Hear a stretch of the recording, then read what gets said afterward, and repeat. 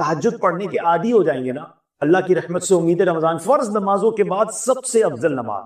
اور ناظرین یہ خاص دعاؤں کی قبولیت کا وقت ہے. اللہ اکبر، تہجد پڑھ کے جو دعا مانگنے کا مزہ آتا ہے، اور اللہ کرے ہم ایسی دعائیں مانگنے والے بن جائیں کہ میں جانوں میرا رب. کیلے میں جا نماز بچھائیں، رات کا پہر ہو، ہاتھ اٹھیں اور آنسو بہیں، یقین کریں یہ وہ وقت ہے آپ جو مانگیں گے عطا کیا جائے. اور نبی پاک بھی رات کو اٹھ کر دعائیں مانگتے گر گرا. شاید اسی وجہ سے آج ہمیں طرح طرح کی پریشانیوں کا سامنا ہے. کوئی قرض بھار ہے تو کوئی گھریلو ناچاکیوں کا شکار ہے، کوئی تنگ دست ہے تو کوئی بے روزگار ہے، کوئی اولاد کا طلبگار ہے تو کوئی نافرمان اولاد کی وجہ سے بیزار ہے. الغرض ہر ایک کسی نہ کسی مصیبت میں گرفتار ہے. گلوبلی اگر آپ دیکھیں تو جس سے بات کیجیے کوئی نہ کوئی پریشانی اس کے ساتھ ہے میرے پیارے اسلامی بھائی. اور ان میں سر فہرست ٹاپ آف دا لسٹ جو پریشانی ہے، جو مصیبت ہے، وہ رزق میں بے برکتی کا مسئلہ ہے. ایک ایسا گلوبل اس کو پرابلم کہہ سکتے ہیں، ایک دنیا میں یوں سمجھنے کہ ایک ایسا معاملہ آ چکا ہے کہ جس سے بات کیجئے وہ بے برکتی کا رونا روتا ہے کہ پہلے بڑی برکت تھی، بڑا خوشحالی تھی، تھوڑا کماتے تھے، پورا گھر کھاتا تھا، پورا تنبا کھاتا تھا پھر بھی بچ جاتا تھا.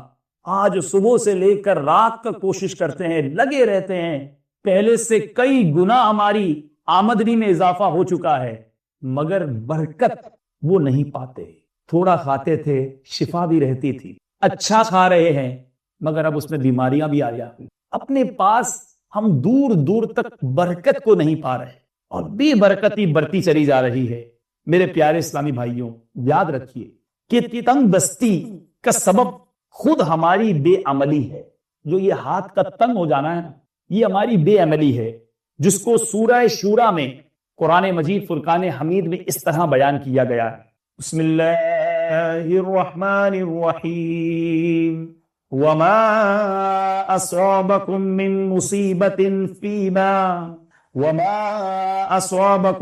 مصیبت فبما کسبت ایدیکم ویعفو عن کثیر.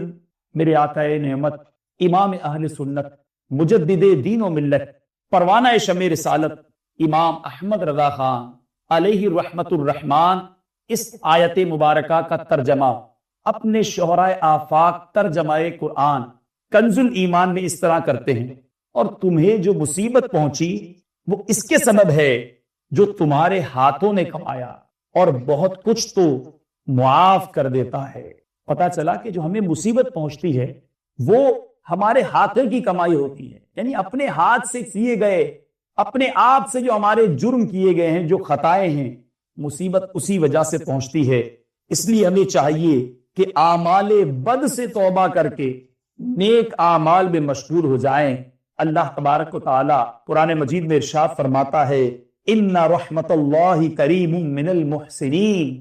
ترجمہ کنز الایمان: بے شک اللہ کی رحمت نیکوں سے قریب ہے. اب غور کیجئے، جس کے قریب رب کی رحمت ہو جائے، جس کے ساتھ رب کی رحمت ہو جائے، پھر بے برکتی کیسی، پھر تنگ دستی کیسی، پھر بیماری کیسی، پھر پریشانی کیسی، پھر قرضداری کیسی. تو پتا چلا فارمولا یہ ہے کہ رب کی رحمت حاصل کرنی ہے، رب کی طرف سے، رب تعالی کی طرف سے رحمتوں کا نزول چاہتے ہیں تو اعمال بد یعنی برے افعال سے توبہ کر لیجئے اور نیکی والے کام کرنے لگ جائیے کہ جب رب کی رحمت قریب ہوگی تو انشاءاللہ آپ سوچئے تو صحیح کہ مصیبتیں کیسے قریب آئیں گی. مگر تیرے پیارے اور محترم اسلامی بھائیوں، پرابلم یہ ہے، مسئلہ یہ ہے، آج مسلمان اپنے مسائل کے حل کے لیے مشکل ترین دنیاوی ذرائع اختیار کرنے کو تو تیار ہے، ٹپیکل سے ٹپیکل لائف اسٹائل اپنانے کے لیے تیار ہے. یعنی کسی کو اگر پیسوں کی حاجت ہے، گھر میں پریشانی ہے، تو وہ یہ پلان کرتا ہے کہ کوئی ڈبل جاب کر لوں، صبح کام کرتا ہوں تو کوئی نائٹ شفٹ میں بھی کام مل جائے. جناب پاکستان میں اگر، بلکہ یوں سمجھیے حیدرآباد میں اگر روزگار مشکل ہے تو پنجاب کی طرف میں چلا جاؤں.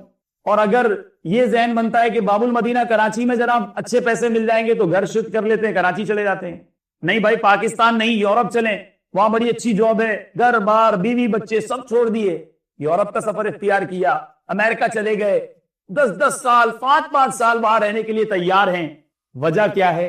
کہ مشکل آسان ہو جائے، روزی میں کچھ اضافہ ہو جائے، یعنی مشکل سے مشکل راستہ اختیار کرنے کے لیے تیار ہے اپنی پرابلم کو سالو کرنے کے لیے۔ مگر اللہ عز و جل اور اس کے پیارے حبیب صلی اللہ تعالی علیہ وسلم کے عطا کردہ روزی میں برکت کے آسان ذرائع ہیں، اس کی طرف ہماری توجہ نہیں۔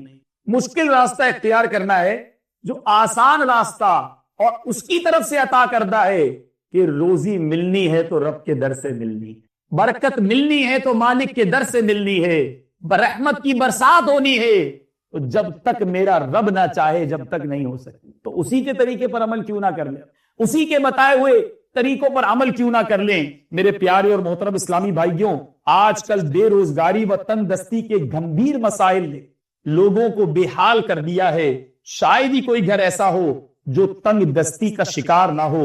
یاد رکھیے، رزق میں برکت کے تعلق کے لیے ضروری ہے کہ وہ پہلے رزق میں بے برکتی کے اسباب سے آگاہی حاصل کرے۔ جب تک آپ کو سمٹمز ہی نہیں پتا ہوں گے، جب تک آپ کو ریزنز ہی نہیں پتا ہوں گے کہ کن وجوہات کی بنا پر بے برکتی ہوتی ہے، تو آپ بچیں گے کیسے؟ آپ کو اگر یہ پتا ہی نہیں کہ میرا گلا خراب کس وجہ سے ہوتا ہے، تو آپ اپنے گلے کو صحیح کیسے کر پائیں گے؟ اس چیز سے بچیں گے تو گلا ٹھیک ہوگا۔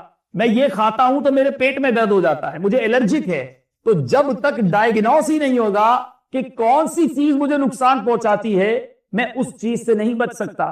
تو جب تک یہ ڈائیگنوس نہیں ہوگا کہ جناب کس چیز سے بے برکتی آتی ہے، تو پھر ہم اس کے بعد یہ طے کریں کہ ہم ان چیزوں سے بچنے کی عادت ڈالیں۔ آج کے بیان میں انشاءاللہ میں کوشش کروں گا کہ آپ کو بے برکتی اور تنگ دستی کے جو اسباب ہیں، جو ریزنز ہیں، وہ بتاؤں، تاکہ آپ یہاں جو موجود اسلامی بھائی ہیں وہ بھی، اور جو مدنی چینل کے ناظرین ہیں، ان چیزوں سے اپنے آپ کو بچائیں تاکہ اس تنگ دستی اور بے برکتی سے ہماری جان چھوٹ سکے۔ اول تاخیر ہمارے ساتھ رہیے گا، محبت کے ساتھ درود پاک پڑھ لیجئے، صلو علی الحبیب۔ میرے پیارے اور محترم اسلامی بھائیوں، امیر اہل سنت بانی دعوت اسلامی کیا خوب فرماتے ہیں کہ رزق میں برکت کے صرف یہ معنی نہ سمجھیں کہ دولت کا انبار لگ جائے، بلکہ کم رزق میں گزارا ہو جانا اور جو مل جائے اس پر قناعت کی سعادت پانا بھی بہت بڑی برکت ہے۔ اب اس کو اس طرح سمجھیے، ایک شخص ہے، کروڑ پتی ہے، خوبصورت بنگلہ بھی ہے، بڑی کار بھی ہے، بہت سارے امپلائیز بھی ہیں، مگر وہ اپنی دولت سے کوئی فائدہ نہیں اٹھا سکتا، اچھا کھانا نہیں کھا سکتا، اس کو ایسی بیماری لاحق ہو گئی۔ کروڑوں روپے ہیں مگر رات کے نیند نہیں آتی، ایئر کنڈیشن بیڈ روم ہے مگر بستر پر کروٹ کرتے کرتے رات بگڑ جاتا۔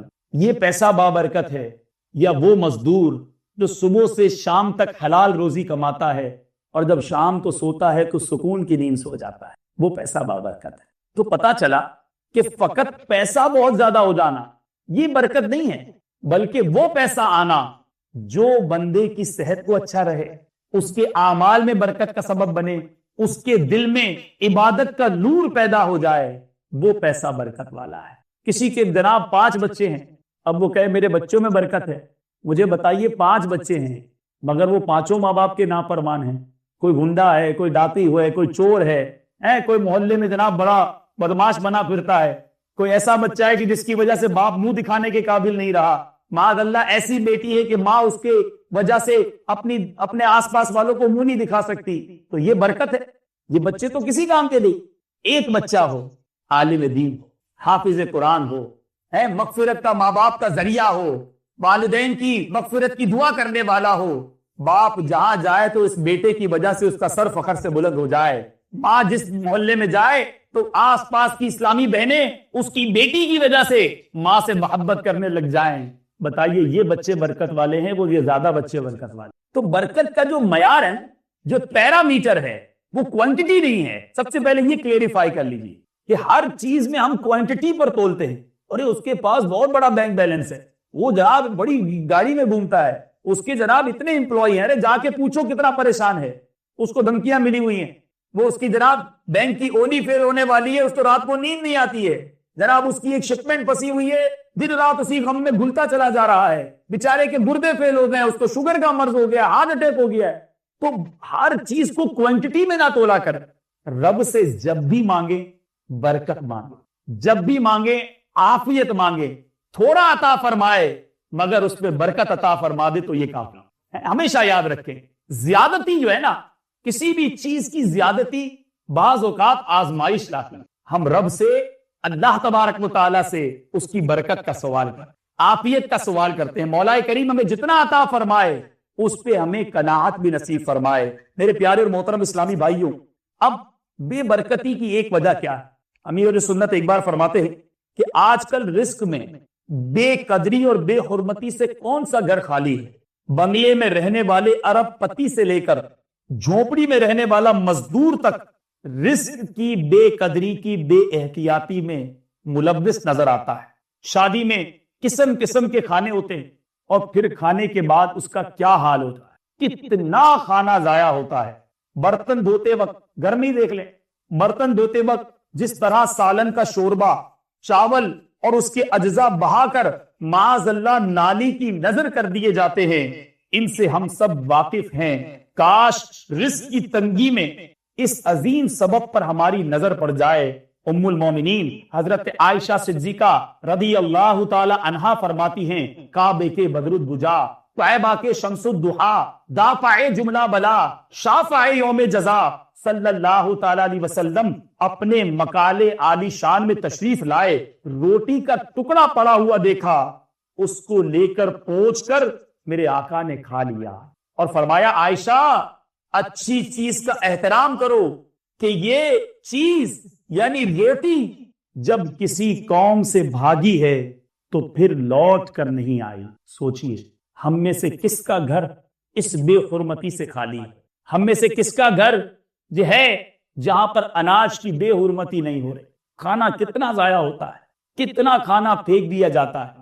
ارے میرے آقا تو وہ ہیں جو اشارہ فرمائے کہ جنت کی نعمتیں آ جائیں، مگر میرے آقا زمین سے اٹھا کر روٹی کا ٹکڑا کھا رہے ہیں۔ یہ ہمارے لیے کتنا بڑا درس ہے۔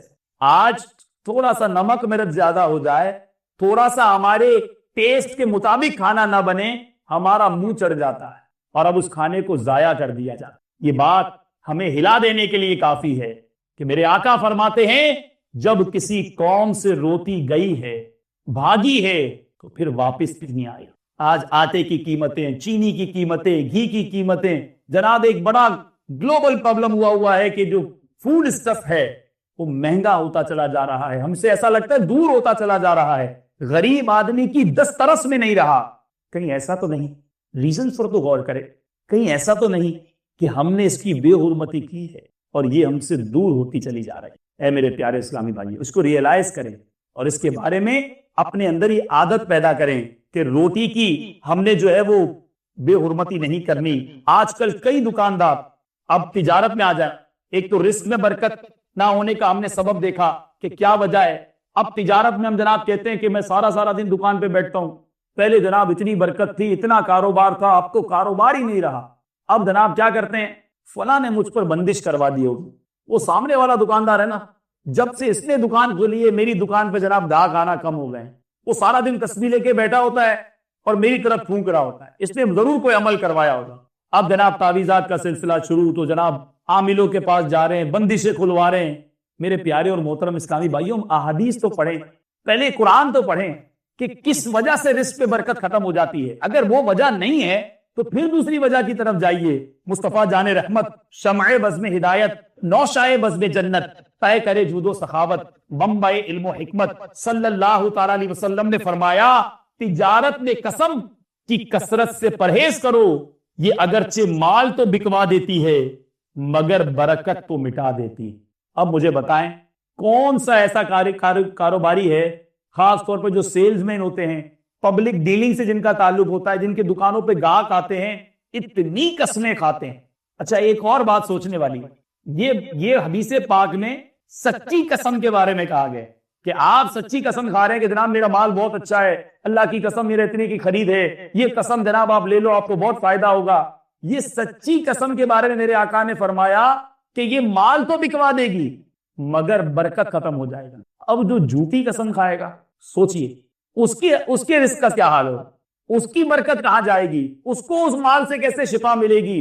کیسے اس کو قرار ملے گا؟ سچی قسم برکت کو ختم کر رہی ہے۔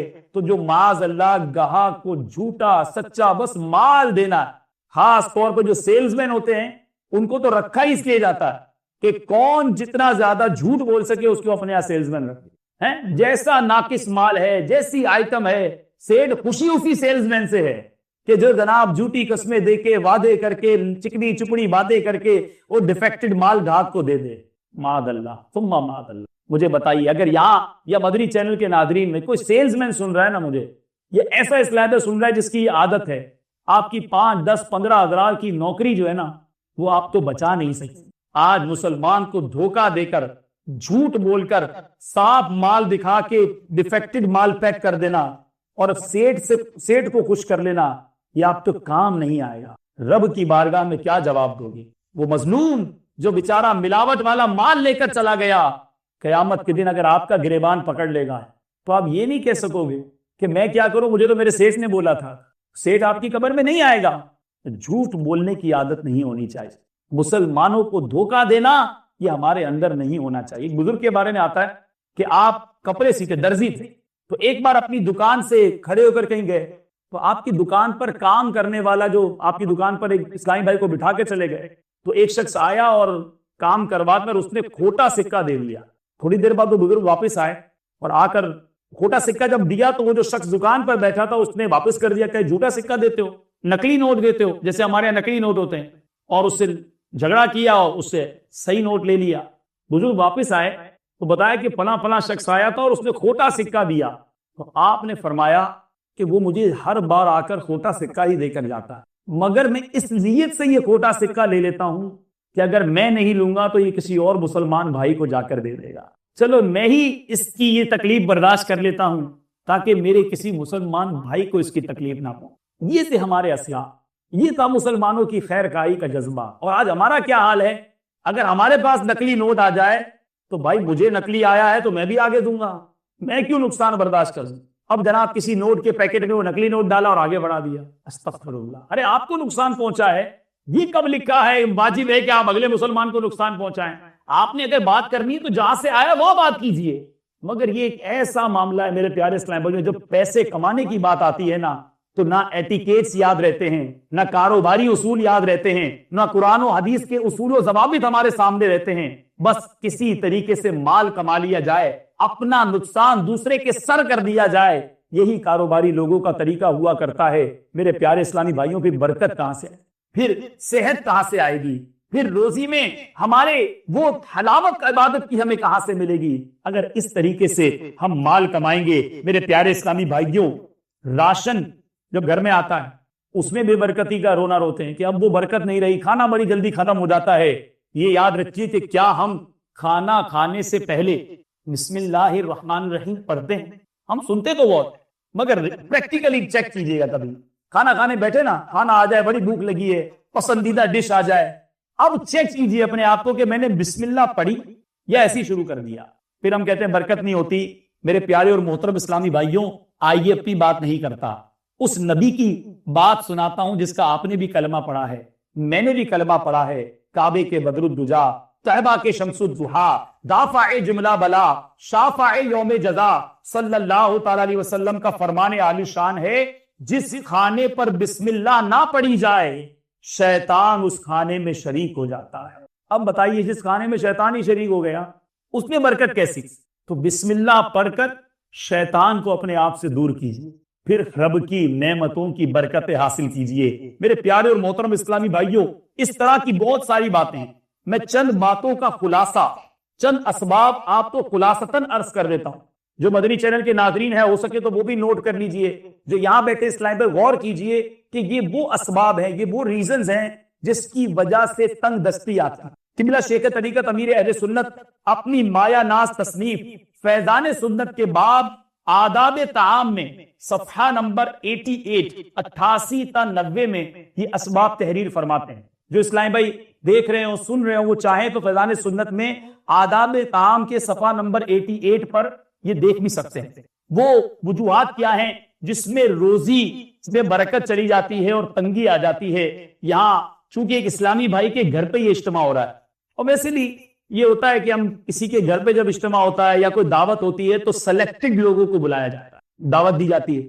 اب مثال کے طور پہ آپ کا ایک فرینڈ سرکل ہو، چند دوست آپ مل کر اٹھتے بیٹھتے ہوں، ایک دوست کے گھر میں دعوت ہو، سب کو بلائے، آپ کو نہ بلائے، کیسا لگے گا؟ یار کمال کیا یار، سب کو بلایا مجھے نہیں بلایا، گھر کی اوپننگ کی مجھے نہیں بلایا، اتنی بڑی اجتماع ذکر و نات کی سب کو دعوت دی مجھے دعوت نہیں دی. برا لگتا ہے، فیل ہوتا ہے یار مجھے بھی بلانا چاہیے تھا. مجھے بتائیے آپ کی دکان ہے، 3 4 5 دکانیں ہیں، برابر والا بندہ جب نماز کا وقت ہوا رب کے گھر میں چلا گیا. آپ کی دکان پر کام کرنے والا ایک امپلائی اٹھا، وہ رب کے گھر میں چلا گیا. آپ کا پڑوسی فجر کا وقت ہوا، وہ گھر سے نکلا اور رب کے گھر میں جا کر مہمان بن گیا.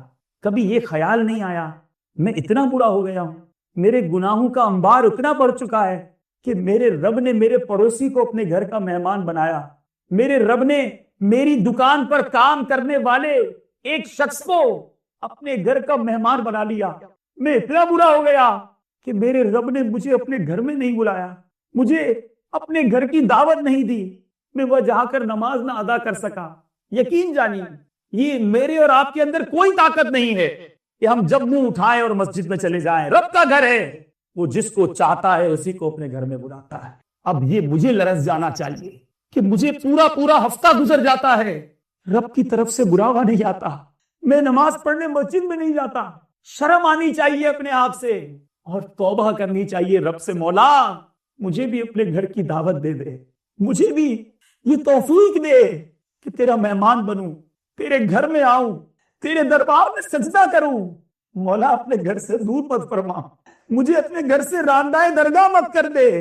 تیرا بندہ ہوں مالک، جہاں میرے پڑوسی کو توفیق دی ہے، جہاں میرے یہاں کام کرنے والے کو توفیق دی ہے، جہاں میرے برابر میں کاروبار کرنے والے کو روزانہ 5 وقت بلاتا ہے، مولا مجھے بھی موقع دے، مجھے بھی اپنے گھر میں بلا، مجھے بھی اپنی میزبانی کا شرف عطا فرما.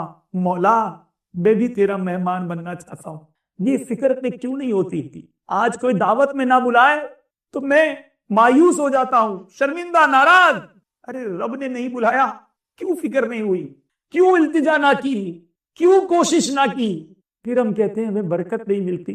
بازار کوئی بلائے نہ بلائے، بخار ہے، طبیعت خراب ہے، مگر جناب آفس پہ جانا ہے، کام پہ جانا ہے، مسجد میں نہیں جانا ہے، اجتماع میں نہیں جانا، قافلوں میں نہیں جانا، نیکی کی دعوت میں نہیں جانا.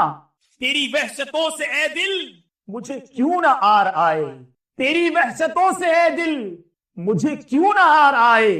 تو اسی سے دور بھاگے جسے تجھ پہ پیار آ رہا. ارے جو رب پیار فرما رہا ہے، کرم نوازی فرما رہا ہے، اسی سے دور بھاگتے ہیں. یہ عقل مندی نہیں ہے، یہ ہوشیاری نہیں ہے. میرے پیارے اور محترم اسلامی بھائیوں، مزید جو بے برکتی کے اسباب ہیں کہ اپنی اولاد کو کوسنے دینا. آج یہ خاص طور پہ اسلامی بہنیں اگر مجھے سن رہی ہیں، مائیں سن رہی ہیں، تو بات بات پر اپنی اولاد کو بد دعائیں دیتی. یہ نہیں ہونا چاہیے. یاد رکھیے ماں باپ کی دعا اولاد کے حق میں بنی اسرائیل کے انبیاء کی دعا کی طرح قبول ہوتی. ارے اپنی اولاد کو دعا دیجئے، وہ جیسا بھی آپ کا بچہ ہے، کیا پتا مقبولیت کی گھڑی ہو، آپ نے منہ سے بددعا نکالی اور وہ بددعا اسے لگ گئی، وہ تو ہلاک و برباد ہو جائے، اور بعد میں آپ ہی پچھتائیں گے کہ میرا بچہ بیمار ہو گیا، میرا بچہ لا علاج مرض میں مبتلا ہو گیا، اندھا ہو گیا، بہرا ہو گیا، لنگڑا ہو گیا. ارے آپ ہی نے تو غصے میں بددعا دی تھی، پھر ساری زندگی آپ ہی روگی. کبھی بھی اپنے بچوں کو بددعا مت دیجیے گا. آپ کے بچے ہیں، انہیں آپ کی دعاؤں کی ضرورت ہے. ارے آپ دعا کیجئے ان کے لیے. ماں باپ کی دعا بچوں کے لیے طوفان ٹال دیا کرتی ہے، راستے پیدا کر دیا کرتی ہے. انہیں اپنی دعاؤں سے نوازی. آپ کو تنگ کرتے ہیں، آپ کو پریشان کرتے ہیں، اب رب سے یہ دعا کیجئے، مولا اس کو میرا فرما بردار بنا، اے اللہ اس کو میری آنکھوں کا نور بنا دے، اس کو بددعا مت دیجیے. اسی طرح جو بچے مجھے سن رہے ہیں، میرے پیارے اسلامی بھائیوں، اپنی ماں باپ کی بددعا کبھی نہ لیجیے گا. اگر ماں باپ ہی ناراض ہو گئے پھر ہمارا کیا بنے گا؟ ان کی دعائیں لیجیے، ان کو خوش کیجیے، ان کی خدمت کیجیے، یہی برکت کا سبب ہے. ارے آج یہ دنیا میں ہے نا تو بہت کچھ ہے ہمارے پاس، جب یہ چلے جائیں گے نا پھر احساس ہوتا. حدیث پاک میں آتا ہے کہ جو اپنے والدین کو محبت کی نگاہ سے دیکھتا ہے اس سے حج مبرور کا ثواب ہوتا ہے۔ عرض کیا گیا یا رسول اللہ اگرچہ دن میں 100 بار دیکھے، ارشاد فرمایا اللہ بہت بڑا ہے، 100 بار دیکھے رب تعالیٰ ہر بار حج کا ثواب عطا فرمائے۔ اتنی بڑی نعمت ہے ہمارے پاس، پھر بھی ماں باپ کو ناراض کرے، پھر بھی ماں باپ کو تنگ کرے۔ ارے ان کی خوب خدمت کیجیے، اور ماں باپ اپنے بچوں کو بددعا نہ دیں۔ مزید فرمایا ماں باپ کے لیے دعائے خیر نہ کرنا۔ حدیث پاک میں نے پڑھی جس کا مفہوم ہے کہ اس بندے کا رزق قطع کر دیا جاتا، کاٹ دیا جاتا ہے جو اپنے ماں باپ کے لیے دعا نہیں کرتا۔ وہاں پر محشر میں حضرت آدم سے لے کر قیامت تک جتنے بھی لوگ آئے ہیں وہ سارے لوگ میدان محشر میں ہوں گے، پتہ نہیں کتنے ارب کتنے خرب لوگ ہوں گے۔ توجہ میری طرف رکھیے گا۔ تو اب آپ ذرا غور کریں کہ اس کیفیت میں اب نبی پاک کو ہم کیسے ڈھونڈیں گے؟ پیارے آقا کے پاس کیسے جا سکیں گے؟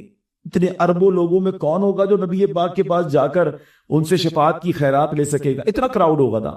تو اس کا مطلب یہ ہوا کہ جسے نبی پاک اجازت دیں گے، جسے اپنے قریب بلائیں گے، اس کا کام آسان ہو جائے گا۔ اب غور کریں کہ بے شک جو نبی پاک کے قریب ہو گیا، پیاس لگے گی تو نبی پاک جام کوثر عطا فرمائیں گے۔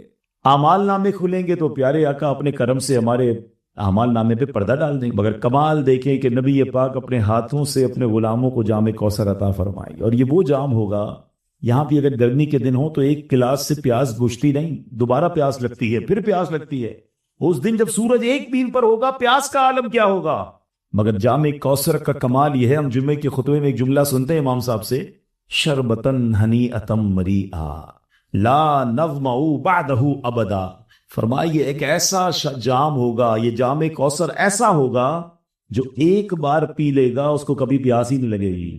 تو پیارے آقا اپنے غلاموں کو جام کوثر پلائیں گے۔ تو سمجھنے کو یہ مل رہا ہے کہ پرابلمز بہت ساری ہیں اور سولوشن نبی پاک کے پاس ہے۔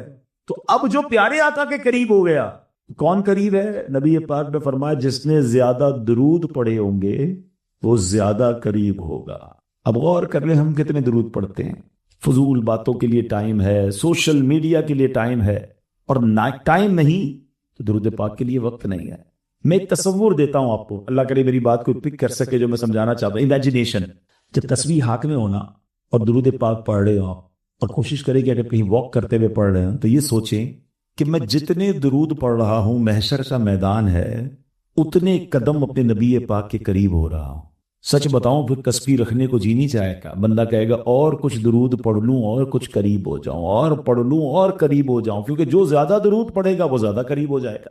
تو سبحان اللہ، محشر کے دن اگر قرب مصطفیٰ چاہیے تو درود پاک کی کثرت کیجیے۔ یہ سب سے آسان نیکیوں میں سے ایک نیکی ہے کہ بندہ بیٹھے بیٹھے درود پڑھتا رہے اور نامہ اعمال میں نیکیوں کا میٹر جاری رہتا ہے۔ اللہ مجھے بھی آپ کو بھی درود پاک کی کثرت کی توفیق عطا فرمائے۔ ایک بار محبت کے ساتھ بآواز بلند درود پاک پڑھ لیں۔ صلو علی الحبیب صلی اللہ تعالی علی محمد صلی اللہ علیہ وسلم۔ جمادی الاخری کا مبارک مہینہ جاری ہے، اور یہ مہینہ ایک بہت عظیم ہستی کی ہمیں یاد دلاتا ہے، اور وہ ایسی ہستی ہے کہ جب بھی ان کا ذکر سنتے ہیں تو ایمان تازہ ہو جاتا ہے، عشق رسول میں اضافہ ہو جاتا ہے۔ وہ ایسی ہستی ہیں کہ جن کے بارے میں میرے آقا علیہ الصلوۃ والسلام فرماتے ہیں کہ اگر میری ساری اہل زمین کے یعنی دنیا کے تمام لوگوں کا ایمان ایک پلڑے میں رکھ دیا جائے، اور جس ہستی کا میں ذکر کرنے جا رہا ہوں ان کا ایمان دوسرے پلڑے میں رکھ دیا جائے، تو اب میرے آقا فرماتے ان کا ایمان سب سے زیادہ ہوگا، سب سے زیادہ وزنی ہوگا۔ ایسا کون ہے کہ جس کا ایمان ساری امت کا ایمان ایک طرف، اس کا ایمان ایک طرف؟ سبحان اللہ۔ نبی پاک علیہ الصلوۃ والسلام خوبصورت بات ان کے بارے میں فرماتے ہیں کہ دنیا میں جن لوگوں نے مجھ پر احسان کیا، سب کے احسان کا بدلہ میں نے دنیا میں دے دیا ہے، مگر ابو بکر کے احسان کا بدلہ اللہ سے لے کر قیامت کے دن اٹھاؤں گا۔ کیا مبارک ہستی ہیں۔ جمعہ کے خطبے میں بعد جملہ سنتے ہیں، افضل البشر بعد الانبیاء، نبیوں کے بعد سب سے افضل اگر کوئی ہستی ہے تو وہ حضرت سیدنا ابو بکر صدیق رضی اللہ تعالیٰ عنہ۔ ایمان کی اسٹرینتھ کیسی تھی، بھروسہ کیسا تھا اللہ اور اس کے رسول پر۔ بڑا ہی کمال کا واقعہ ہے، 27ویں شب رجب کی، اگلا مہینہ انشاءاللہ شب معراج منائیں گے۔ اس رات میرے آقا علیہ الصلوۃ والسلام پر وہ کرم ہوا جو کائنات میں کسی اور پر نہیں ہوا۔ نبی پاک کو وہ انعام دیا گیا کہ دنیا میں کسی کو نہیں دیا گیا۔ رب نے پیارے آقا کو اپنا دیدار نصیب فرمایا، اپنے پاس بلایا، اور سبحان اللہ جنت کی سیر بھی ہوئی، ساتوں آسمان کی سیر ہوئی، مسجد اقصی میں جا کر نبیوں کی امامت ہوئی۔ بڑا طویل واقعہ ہے جو انشاءاللہ شب معراج کو آپ سنتے بھی ہیں اور پھر سنیں گے، اور جب بھی سنتے ہیں ایمان تازہ ہوتا ہے۔ محبتوں والوں کا تو ایمان تازہ ہی ہوتا ہے۔ اب جب نبی پاک علیہ السلام یہ رات کے تھوڑے حصے میں سارا سفر کر کے آ گئے تو فجر کی نماز کے بعد مکے میں نبی پاک نے لوگوں کو بتایا کہ میں رات کے تھوڑے حصے میں بیت المقدس ہو کر آیا ہے، نبیوں کی امامت بھی کی ہے، آسمانوں کی سیر بھی کی ہے۔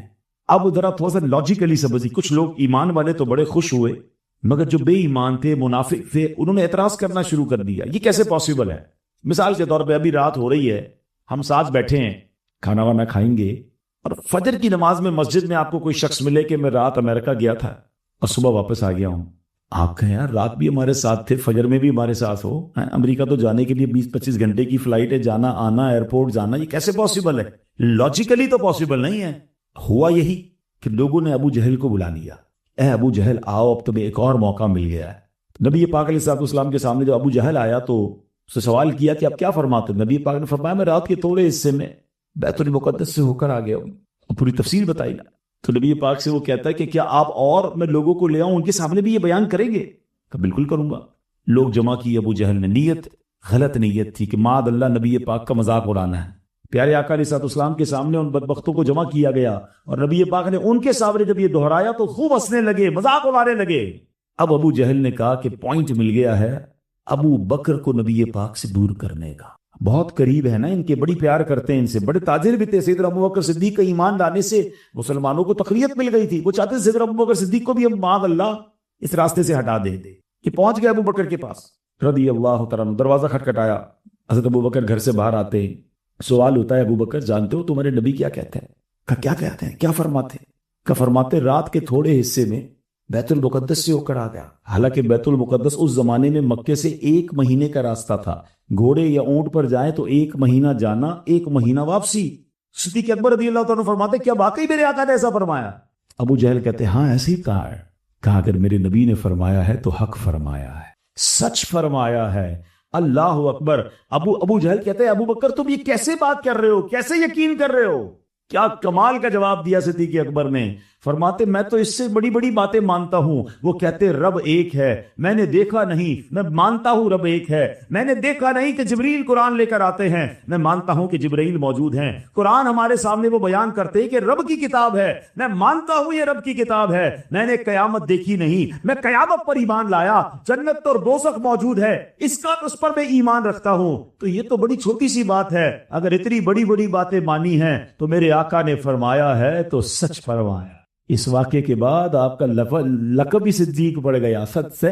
صدیق کے 2-3 معنی بنتے ہیں۔ ایک معنی یہ ہے کہ صداقت والا، ایسا بندہ جو کسی کی بات کو آگے بڑھا دے، اس بات کو کنفرم کر دے، اور اللہ نے صدیق اکبر کو یہ شرف عطا فرمایا۔ مگر اس واقعے سے بڑی کمال کی 2 باتیں سیکھنے کو مل رہی ہے۔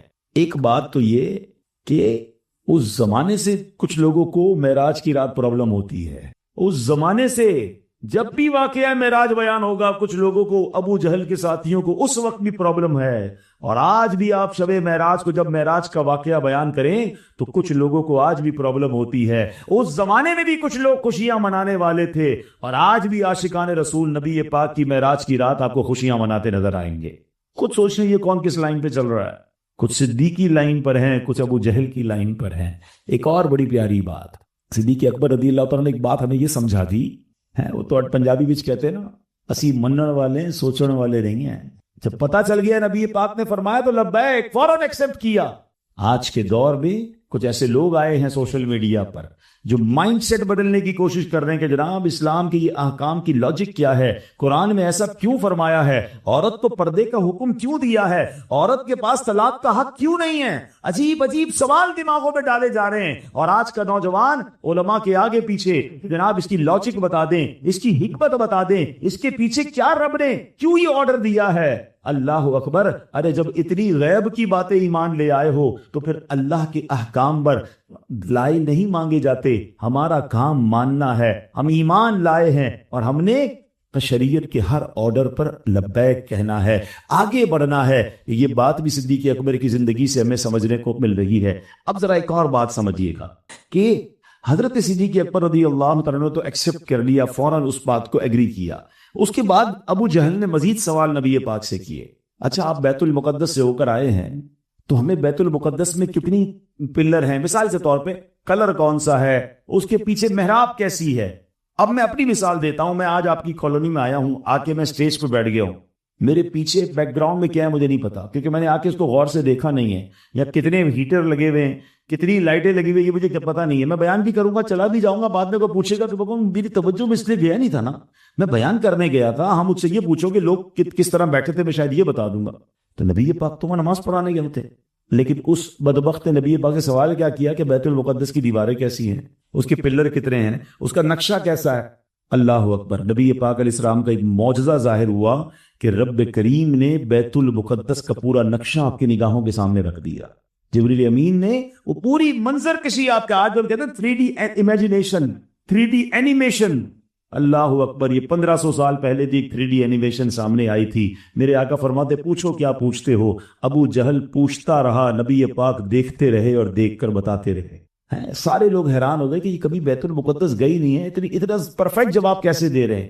مگر جس نے ماننا تھا وہ اس وقت بھی مان گئے، نہ ماننے والے اس وقت بھی نہ مانے. اب ایک اور، اب چلے یہ باتیں تو ہو گئی اس حضرت صدیق اکبر کی شان کی. جب بات چلی ہے تو آج وسوسے کی ایک کاٹ بھی کر دیتا ہوں. آج بھی جب بھی شب معراج آتی ہے نا، ایک ہی مہینہ باقی ہے، تو آپ کو سوشل میڈیا پہ کچھ لوگ ملیں گے جو کہیں گے معراج تو ہوئی تھی مگر خواب میں ہوئی تھی. یعنی ان کو معاذ اللہ پیارے آقا علیہ الصلوۃ والسلام کی شان میں کوئی نہ کوئی کمزوری ہی تلاش کرنی ہے.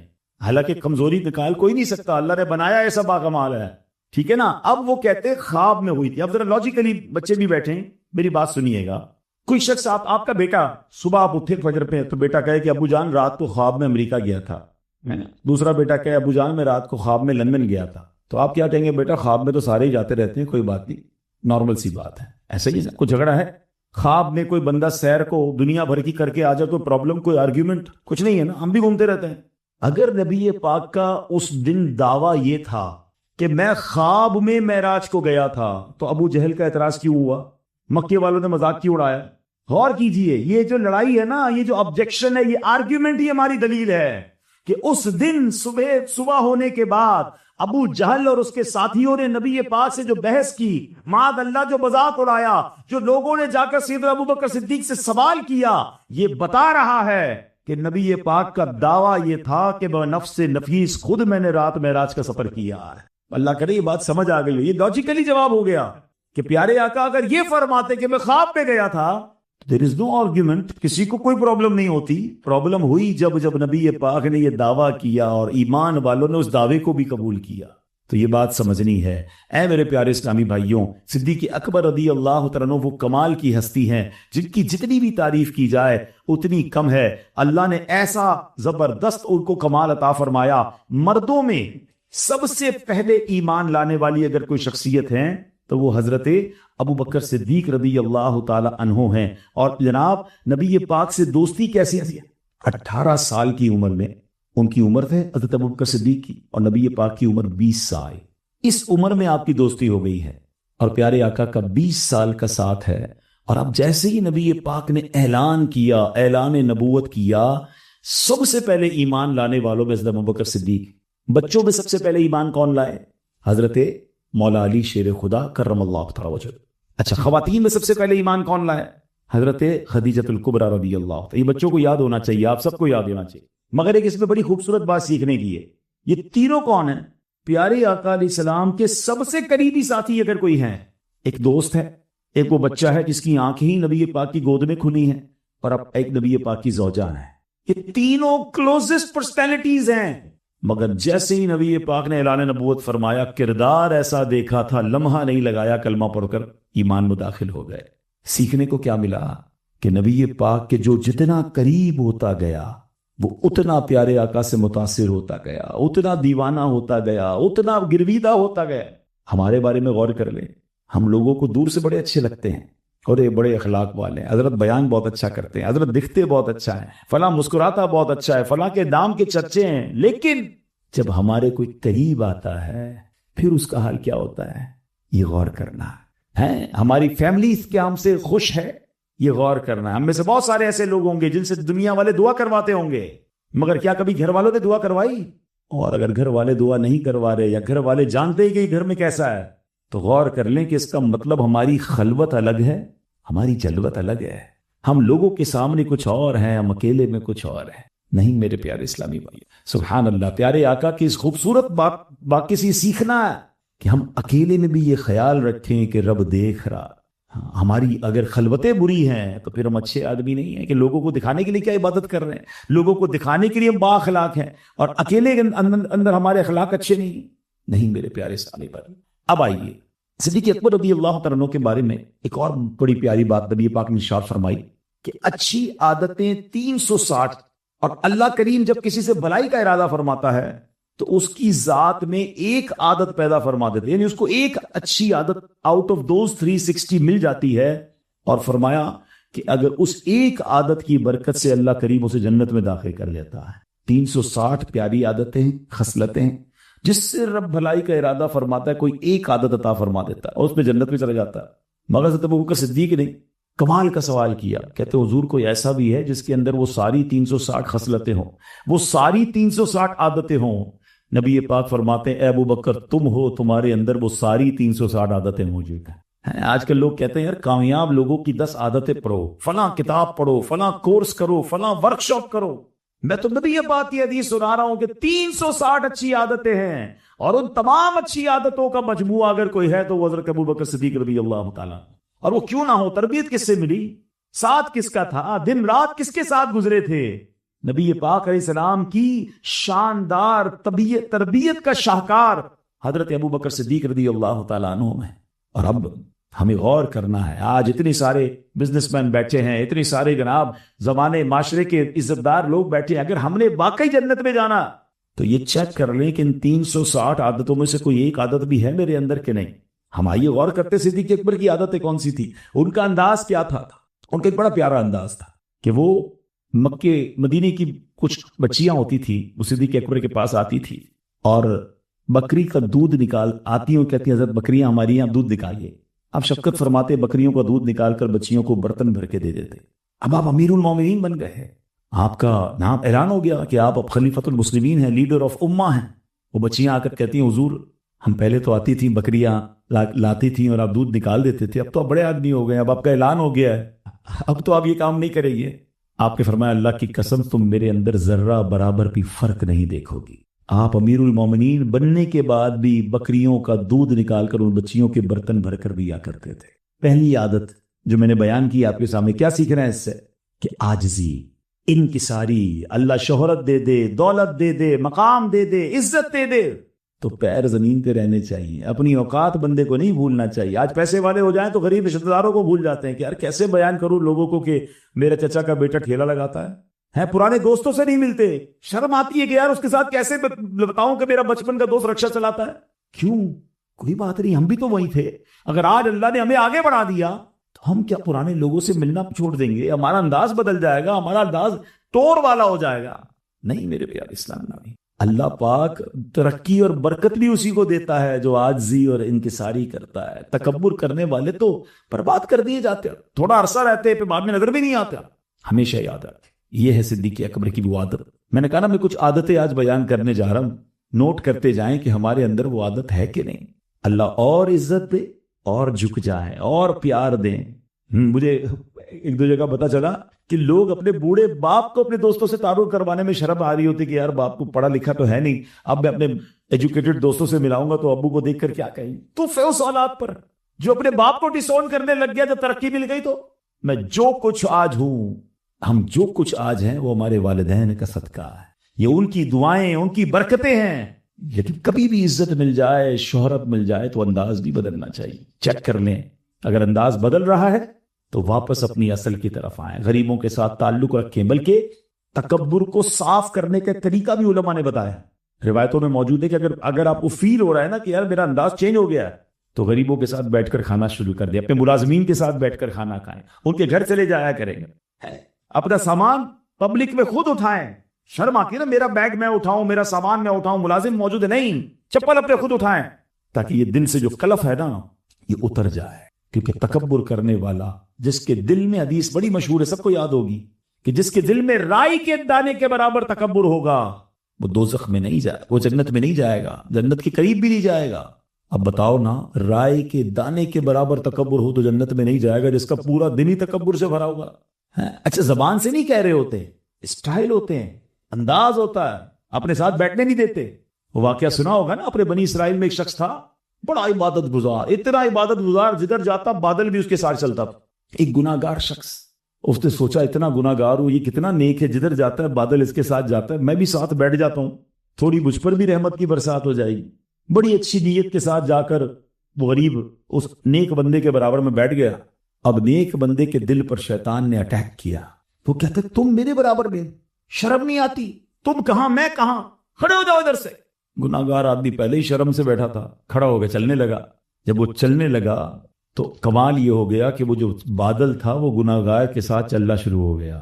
اس زمانے کے نبی پر وحی آئی کہ جا کر اس دونوں سے کہہ دو کہ گناہ گار بندے کی عاجزی کی وجہ سے اللہ نے اس کے پچھلے سارے گناہ معاف کر دیے، اور اس نیک بندے کے تکبر کی وجہ سے اللہ نے اس کی پچھلی ساری نیکیاں ختم کر دی. دس از تکبر، دس از پراؤڈ. احساس ہی نہیں ہے آج لوگوں کو، بالکل بدل جاتے ہیں، انداز بدل جاتا ہے. حالانکہ ہم سب جانتے ہیں کہ اس دنیا میں اگر سب سے پہلا کوئی گناہ ہوا ہے، سب سے پہلی اگر کوئی یوں سمجھیے کہ اللہ کی نافرمانی ہوئی تو وہ تکبر ہی تو تھا. شیطان نے کیوں سجدہ نہیں کیا تھا حضرت آدم کو؟ قرآن پڑھے نا، وہ کیا کہتا ہے اللہ کی بارگاہ میں، انا خیر من، ہے اللہ میں اس سے بہتر ہوں. خلقتنی من نار وخلقتہ من طین، ہے اللہ تو نے مجھے مٹی سے بنایا، مجھے آگ سے بنایا، اس کو مٹی سے بنایا، میں بہتر ہوں. Actually this is the definition of proud. یہ تکبر کی تعریف ہے، میں اس سے بہتر ہوں. جب آپ کے دل میں یہ خیال آ گیا نا کہ میں اس سے بہتر ہوں، یہ غریب میں امیر، یہ نارمل صورت والا میں خوبصورت، یہ جاہل میں عالم، یہ کمزور میں طاقتور. صرف پیسے سے تکبر نہیں ہوتا، یہ بھی یاد رکھیے گا. کچھ لوگ جب بھی تکبر کی بات کرو کہتے ہیں تکبر تو پیسے والا کرتا ہے، میں تو پہلے غریب. نہیں جناب، پیسہ بھی تکبر کا ایک سبب ہے، باقی بھی بہت سارے اسباب ہیں. عبادت بھی تکبر لاتا ہے نا، عجیب بات. ہاں 5 وقت کا نمازی ہو، تہجد گزار ہو، اور اس کو یہ خیال آئے کہ باقی تم تو نمازی نہیں پڑھتے، میں 5 وقت کا نمازی، یہ بھی تکبر ہو. میرے پاس کوئی اختیار نہیں کہ میں کسی کو ذلیل سمجھوں. بے شک کوئی 1 وقت کی نماز نہ پڑھے، یہ اس کا اور اس کے رب کا معاملہ ہے. میری نمازیں قبول ہوئی کہ نہیں مجھے کیا پتا. تو عبادت تکبر لاتی ہے، علم تکبر لاتا ہے. کچھ لوگ علم حاصل کر کے دوسروں کو جاہل سمجھ رہے ہوتے ہیں. نہیں، عزت پیار جھکتے رہیے. صدیق اکبر امیر المومنین بن گئے، مگر بکریوں کا دودھ دھو کر ان بچیوں کو دے رہے ہیں. حضرت عمر فاروق رضی اللہ تعالیٰ پہ ایک اور انداز. اب میں ظاہر بیان مختصر ہے، ورنہ تو میں آپ کو بہت ساری عادتیں بیان کروں، پھر بھی میں 3-4 کور کرنے کی کوشش کروں گا. حضرت عمر فاروق کا ایک انداز دیکھیں. آپ اتنی بڑی ہستی ہیں اور آپ جو ہے وہ ایک نابینا بڑھیا خاتون کے گھر جاتے تھے اور اس کے گھر کے کام کاج کر کے آ جاتے تھے. ایک دن آپ گئے تو دیکھا کہ آپ سے پہلے کوئی کام کر کے چلا گیا. آپ حیران کہ کون ہے جو مجھ سے پہلے آ کر کام کر کے چلا گیا. دوبارہ دوسرے دن گئے تو پھر کوئی کام کر کے چلا گیا. تیسرے دن گئے آپ نے پہلے گھر کے کام کاج، برتن بھی صاف، گھر میں صاف صفائی، جو بھی پکانا کھانا وغیرہ سب ہو گیا. آپ نے کہا یہ کون ہے جو مجھ سے پہلے آ کے نیکی کر جاتا ہے. آپ چھپ گئے. آپ نے کہا رات ہی رکتا ہوں، چیک کرتا ہوں ہے کون. رات رکے تو صبح دیکھا کوئی اور نہیں، امیر المومنین خلیفۃ المسلمین حضرت ابو بکر صدیق رضی اللہ تعالیٰ آتے ہیں اور اس نابینا بڑھیا کے گھر کے کام کر کے چلے جاتے ہیں. یہ دونوں عظیم ہستیاں، یاد رکھیے نبی پاک کی یہ صحابہ one of the top personalities of the world ہیں. ان دونوں کی عادت کیا تھی؟ ایک بوڑھی خاتون ہے اور وہ بھی نابینا ہے. آپ اس کے پیچھے لاجک سمجھیے. اس نابینا خاتون کو نہیں پتا کون آ رہا ہے گھر پہ. امیر المومنین آ رہے ہیں، حضرت عمر آ رہے ہیں، ان کو پتہ ہی نہیں ہے. کوئی آتا ہے کام کر جاتا ہے. کیا گھرانہ ڈھونڈا تھا خدمت کا. اس سے سیکھنے کو کیا ملا کہ کبھی زندگی میں ایسے لوگوں کی بھی مدد کریں جن کو پتہ بھی نہ چلے مدد کس نے کی ہے. ہاں یہ وہ نیکی ہے نا، عادت ڈھونڈنی ہے نا، جنت والی عادت چاہیے نا. مدد بھی کریں اسے پتہ بھی نہ چلے مدد کس نے کی ہے. ہمارا تو حال یہ ہے مدد کر دے تو اس کو ساری زندگی یاد دلاتے ہیں. ہاں بھائی یاد ہے نا میرے پاس نوکری دینے آیا تھا، بھول تو نہیں گیا میں نے قرضہ دیا تھا تمہیں، تو کاروباری میں نے سکھایا. چپل پہن کر آیا تھا آج گاڑی والا ہو گیا، احسان یاد ہے نہیں میرا؟ تیری بہن کی شادی میں نے جہیز دیا تھا. استغفر اللہ. کبھی اس غریب کی جگہ اپنے آپ کو رکھ کر سوچیں کہ جس کو امیر بار بار یہ یاد دلاتا ہو کہ تیری میں نے مدد کی تھی، تجھے سپورٹ کیا تھا، اس کو کتنی تکلیف ہوتی ہوگی. میں کئی بار یہ واقعہ بیان میں کر چکا ہوں، لیکن نہ جانے کیوں مجھے بار بار یاد آ جاتا ہے کہ ایک بار میں کراچی کی بات ہے، بزنس مین کے گھر مجھے لے گئے ملاقات کروانے. ان کا بڑا سا پارک گھر کے باہر لان تھا، لان میں ہم بیٹھے تھے تو ملازم جو تھا وہ چائے لے کر آیا. جب وہ چائے لے کر آیا تو وہ جو سیٹھ صاحب تھے جن سے مجھے ملانے لے گئے تھے، جیسے ہی ملازم آیا نا تو سیٹھ صاحب کہتے ہیں یہ میرا ملازم 25 سال سے ہے اور اس کی بہن کی شادی میں نے کرائی، اس کو میں نے گھر بنا کے دیا، اس کا فلاں کام کروایا. میں سوچنے لگا یا اللہ یہ ملازم کے دل پر کیا گزر رہی ہوگی، وہ کتنا اس کا دل ٹوٹ رہا ہوگا کہ مجھے کیوں بتا رہے ہیں آپ نے اپنے ملازم کی کیا خدمت کی ہے، اور یہ آج مجھے بتایا. نہ جانے کتنی بار بیچارہ وہ جب چائے لے کر آتا ہوگا، نہ جانے ہر مہمان کو وہ بتاتے ہوں گے، اور وہ روز رات کو گھر جا کے روتا ہوگا کہ کاش میرے مولا میں نے اس سے مدد نہ لی ہوتی. آپ سوچتے ہیں، کبھی سوچے، کبھی کسی کا احسان نہ جتائیں. میری اور آپ کی اوقات کیا اگر ہم نے کسی کی مدد کر دی، ہم نے کسی کی شادی کروا دی، کسی کا علاج کروا دیا، ارے اللہ نے دیا تو ہم نے کروایا. میرے اور آپ میں کوئی ایسا کمال نہیں ہے. میں اور آپ بھی کسی کے دروازے پر کھڑے ہو سکتے تھے کہ ماں بیمار ہے، علاج کے پیسے نہیں ہیں، بچی کی شادی ہے، جہیز کے پیسے بھی. ایسا کیا کیا ہے میں نے اور آپ نے کہ مجھے اور آپ کو رب نے دینے والا بنایا اور اس بیچارے غریب کو مانگنے والا بنایا؟ صرف رب کی مہربانی ہے. سچ بات تو یہ ہے کہ ہونا یہ چاہیے کہ اگر میں کسی کی مدد کروں تو 7 سجدہ شکر بھی ادا کروں، مولا سے کہوں مولا تیری مہربانی، دینے والا بنایا، مانگنے والا نہیں بنایا. اور آج دے کر اتراتے ہیں، دے کر جتاتے ہیں، غریب کے ساتھ تصویر کھنچوا کر اور اس کی غربت کا مذاق اڑاتے ہیں. نہیں میرے پیارے اسلامی بھائی، کوشش کیجئے، ایسی نیکی کیجئے کہ صرف میں جانوں، میرا رب جانے. بلکہ میں ایک مشورہ دیتا ہوں، کسی خاندان کو تلاش کریں جس کی مدد کریں اور اسے پتہ نہ لگنے دیں مدد کرنے والا کون ہے، اور ہو سکے تو کوئی سید فیملی ڈھونڈے. ہاں آل رسول کی خدمت کر لی نا، اور نبی پاک کی جب نگاہ رحمت ہو گئی تو بگڑی ویسی بن جانی ہے، مسئلے ویسے ہی حل ہو جانے. آپ خود بتائیں نا، آپ سے کوئی آپ کا دوست ملے اور جب بھی آئے آپ کے بچوں کے لیے تحفہ لے کر آئے، آپ کے بچوں کی خیر کرے، آپ کے بچوں کے ساتھ اچھا برتاؤ کرے، کتنا اچھا لگے گا آپ کو. یار میرا دوست ہے، میرے بچوں کی فکر کرتا ہے. جب آپ پیارے آقا کی اولاد کی فکر کریں گے نا، غریب سید صاحبان کی خدمت کریں گے، پھر دیکھیں کیسے وارے نہیں آرے ہو جاتا. تو دوسری عادت سامنے آ گئی کہ مدد کرنی ہے مگر جتانا نہیں ہے، احسان نہ جتائیں. یہ تو قرآن کہتا ہے یا ایھا الذین آمنوا لا تبطلوا صدقاتکم بالمن والاذی، اے ایمان والو اپنے صدقے باطل نہ کرو احسان جتا کر، تکلیف پہنچا کر. یہ جو ہم چیریٹی کر رہے ہیں اور اگر تکلیف بھی پہنچا رہے ہیں نا تو ڈیلیٹ ہو گئی، چیریٹی تو ختم ہو گئی، الٹا دل آزادی کا گناہ بھی رہ گیا. صدیق اکبر رضی اللہ عنہ کی ایک اور عادت، ہائے ہائے کیا ہستی ہیں جو جتنی عادتیں پڑھتے ہیں کمال کی ہیں. ایک بار صدیق اکبر رضی اللہ تعالیٰ عنہ اپنے ایک ساتھی تھے حضرت مصطح رضی اللہ تعالیٰ عنہ، ان کی مدد کیا کرتے تھے. اچھا انہی سے ان کو کوئی تکلیف پہنچ گئی، کوئی نہ کوئی ایسی بات ہو گئی کہ آپ کا دل ٹوٹ گیا. آپ نے قسم اٹھا لی کہ میں نے اب ان کی مدد نہیں کر. ہر مہینے کوئی مدد کرتے تھے، آپ نے قسم اٹھا لی. ہمارے ساتھ بھی ایسا ہوتا ہے کہ کبھی کسی کی مدد کر رہے ہیں، پتہ چلے وہی ہمارے خلاف باتیں کر رہا ہے، یا اس نے فلاں میرے بارے میں یوں کیا، اب میں پیسے اس کو نہیں دوں گا، اب میں اس کی مدد نہیں کروں گا. آپ نے اللہ کی قسم کھا لی کہ میں نے مصطح کی مدد نہیں کرنی. اب یہ نارمل شخصیت تو تھے نہیں. آپ کی کس ادا پر، آپ کے اس کام پر قرآن پاک کی آیت نازل ہو گئی. جبریل امین اللہ کا پیغام لے کر آئے، وہی نازل ہوتی ہے. وہ آیت سنیے قرآن کی، پارہ نمبر 18 سورہ نور آیت نمبر 22. اللہ ارشاد فرماتا ہے اعوذ باللہ من الشیطان الرجیم بسم اللہ الرحمن الرحیم ولا یأتل اولو الفضل منکم والسعة ان یؤتوا اولی القربى والمساکین والمہاجرین فی سبیل اللہ. اور تم میں فضیلت والے اور مالی گنجائش والے یہ قسم نہ کھائیں.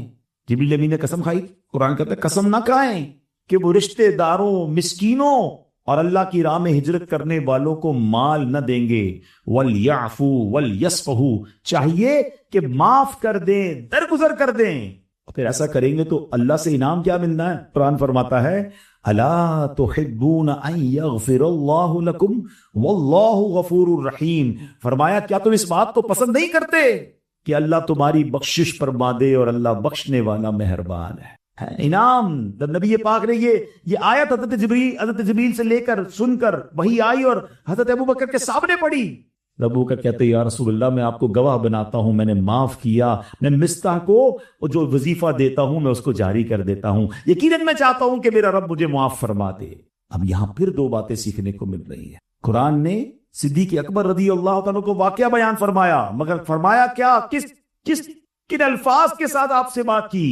قرآن کہتا ہے اولو الفضل، یعنی فضل والے، اللہ اکبر، یعنی پتہ یہ چلا کہ سب سے بڑھ کر فضیلت والے امت میں کوئی ہیں تو وہ حضرت صدیق اکبر ہے۔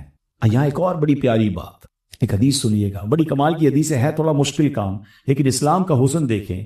آقا علیہ السلام فرماتے ہیں ان افضل الصدقۃ صدقۃ علی ذی الرحم الکاشف، فرمایا افضل ترین صدقہ وہ ہے، بے شک افضل ترین صدقہ وہ ہے جو دشمنی چھپانے والے رشتہ دار پر کیا جائے۔ یعنی ہمیں پتہ چل گیا کہ یہ مجھ سے دشمنی رکھتا ہے، میرا رشتہ دار بھی ہے اور میرے بارے میں غلط باتیں بھی لگاتا ہے، افضل صدقہ وہ ہے جو اس پر صدقہ کیا جائے، اس کی مدد کی جائے، اس کی ہیلپ کی جائے۔ ہے نا اسلام کی خوبصورتی؟ ہم تو فوراً تعلق ختم کر لیتے، کیوں؟ اس کی وجہ ہے کہ اگر آپ اس کے ساتھ اچھا برتاؤ کریں گے، اس کا دل صاف ہو، دوستی ہو جائے گی، محبت ہو جائے گی۔ اصل میں اسلام کو پسند ہی یہ ہے کہ مل جل کر رہیں، پیار سے رہیں، محبت سے رہیں۔ کیا کمال کا جملہ ہے اس آیت میں، وَلْيَعْفُوا وَلْيَصْفَحُوا، چاہیے کہ معاف کر دیں، درگزر کر دیں، اور کیا چاہتے نہیں کہ اللہ تمہیں معاف کر دے۔ اب یہاں بھی ایسے کچھ لوگ بیٹھے ہوں گے جنہوں نے دل میں دشمنیاں پالی ہو، میں فلاں رشتہ دار کے گھر نہیں جاتا، ہم فلاں کے ساتھ نہیں بیٹھتے، ہم فلاں سے بات نہیں کرتے، میں تو چھوڑوں گا نہیں، بس موقع ملنے کی دیر ہے، انتظار کر رہا ہوں، بس کسی دن میرے ہاتھ کے نیچے آئے پھر بدلہ لوں گا۔ نہیں میرے پیارے اسلام، ہم مسلمان ہیں، ہم اس نبی علیہ السلام کی امتی ہیں جنہوں نے اپنے جان کے پیاسوں کو معاف فرمایا، سوسائڈ اٹیک کرنے والوں کو معاف کر دیا۔ نعت کا شعر تو یاد ہوگا نا، سلام اس پر کہ جس نے گالیاں سن کر دعائیں، سلام اس پر کہ جس نے خون کے پیاسوں کو کمائیں دی۔ نعت سب کو یاد ہے، کبھی ہوا زندگی میں کہ کسی گالیاں دینے والے کو ہم نے دعائیں؟ ارے کوئی ایک گالی تو دے، پھر ہم بتاتے ہیں ہم کو کتنی گالیاں یاد ہے۔ نہیں میرے پیارے اسلام، ہم اگر واقعی سچے عاشق رسول ہیں اور اچھے مسلمان ہیں تو پھر یہ انداز نہیں ہے، معاف کرنا ہوگا، درگزر کریں۔ بلکہ حدیث سن لیں، یہ حدیث ڈرا دیتی ہے۔ حدیث کیا ہے؟ اللہ کے نبی علیہ السلام فرماتے ہیں جو معاف نہیں کرتا اسے معاف نہیں کیا جائے گا، جو رحم نہیں کرتا اس پر رحم نہیں کیا جائے گا۔ اگر آپ چاہتے ہیں کہ ہمیں معاف کیا جائے، ہم پر رحم کیا جائے، ہم سے حساب کتاب میں آسانی کی جائے، تو آپ بھی تو آسانی کریں نا۔ ملازم کی ایک غلطی کو چھوڑنے کے لیے تیار نہیں ہے، گالیاں نکالتے ہیں، برا بھلا کہتے ہیں۔ اچھا بعض اوقات ملازم غریب ہوتا ہے، بیچارہ کچھ کہہ بھی نہیں سکتا، پتہ ہے کچھ کہوں گا تو نوکری چلی جائے گی، کیسے صاحب سے بات کروں؟ نہیں، دل رکھتا ہے وہ، اگر اللہ کی بارگاہ میں اس نے فریاد کر دی تو ظالم کو برباد ہونے میں دیر نہیں لگے گی۔ اپنی بیوی کے ساتھ زیادتی کرتے ہیں، بیوی پہ سختی کرتے ہیں، نہیں میرے پیارے اسلام یہ درس نہیں دیتا ہے۔ معاف کیجیے، وَلْيَعْفُوا وَلْيَصْفَحُوا۔ اگر میرا کوئی بھائی ایسا یہاں بیٹھا ہے جو کسی چھوٹی بات پر، کسی بھی بات پر اپنے رشتہ داروں سے، اپنی فیملی سے، اپنے دوستوں سے دور ہو گیا، دل بنا کرے، معافی مانگے، معاف کر دیں، ملا لیں، ہم جوڑنے کے لیے آئے۔ ایک اور حدیث پاک سنیے، اللہ کے نبی علیہ السلام فرماتے ہیں جس کا مضمون ہے جو یہ 3 کام کر لے اللہ اس کو جنت میں گھر بھی دے گا، اس کا حساب بھی آسانی سے دے گا۔ میں اس کو دنیاوی مثال کے ذریعے سمجھاتا ہوں۔ ماشاءاللہ میں نے دیکھی سوسائٹی بڑی پیاری بنی ہوئی ہے، اگر آج میں ایک اعلان کر دوں کہ جو کوئی 3 کام کرے اسے ریور سائڈ میں 2000 گز کا 4 کنال کا پلاٹ ملے گا۔ آپ کہیں گے 3 کام کوئی بھی ہے، اوکے ہے، بس کنال بتائیں پلاٹ کدھر ہے؟ 3 ہی کام ہے نا، کر لیں گے، بعد میں بتا دینا، جو بھی ہوں گے کر لیں گے۔ میں آپ کو وہ 3 کام بتا رہا ہوں جو نبی پاک نے وعدہ فرمایا کوئی کر لے تو اللہ جنت میں گھر بھی دے گا، حساب بھی آسانی سے لے گا۔ سچ بتاؤ 3 کام سننے سے پہلے ہی مان لینے چاہیے، جو بھی فرمائے کر لوں گا، جنت پہ گھر مل گیا اور اللہ حساب میں آسانی کر دے، یہ مہنگا سودا نہیں۔ 3 کام کیا ہے؟